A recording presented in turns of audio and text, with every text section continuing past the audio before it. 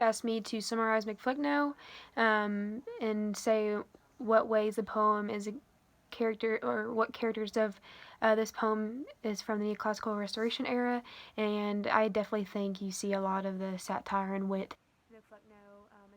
It's a mock heroic satire poem, and so similar to Railroad the Lock, it is elevated in style and in language, and it's making it sound like it's super like a fancy crowning of a king that you might see in older stories, but it's really just making fun of this current playwright.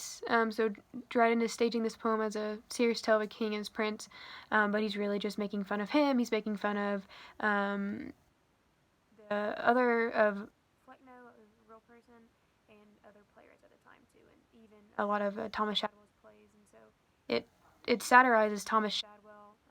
It's specifically poking fun at him.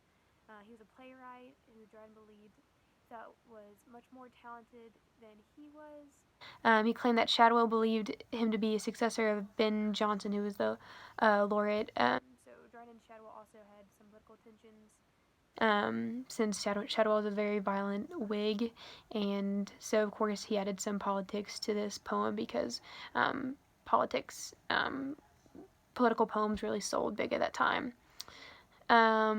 So basically the poem's about an old king who Dryden names after Flecknoe, who was a, this is actually kind of messed up, but he was a untalented poet who had just died, and so he named it Mac Flecknoe, which means son of Flecknoe, and so Flecknoe is this king of the realm of nonsense, and he needs a successor, and he is trying to look, and he argues if he should pick someone who is talented or someone who is not like him, and so he picks the latter, and he gives it to his son McFlecknoe, who is actually Thomas Shadwell, and even the poem is literally titled McFlecknoe, a satire upon the true blue Protestant poet T.S. So it literally couldn't be about anybody else. He also references Shadwell's poems directly in saying that in the neighborhood where his throne is placed is full of brothels and bad actors and theaters that only show bad plays, and some of those plays include some of Shadwell's really bad ones. And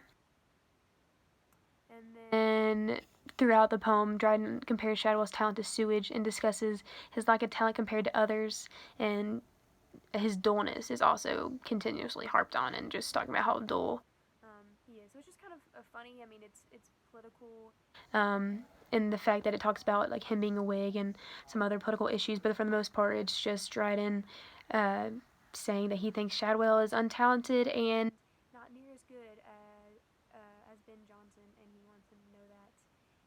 And I feel bad for Flecknoe though, because I feel like he was dead, so he couldn't really, stick up for himself. But yeah, this really hurt Shadwell's career, and just kind of goes with the neoclassical, just making things. It's a serious point that he's making, but he does a very funny way where it's very easy to agree with him. So.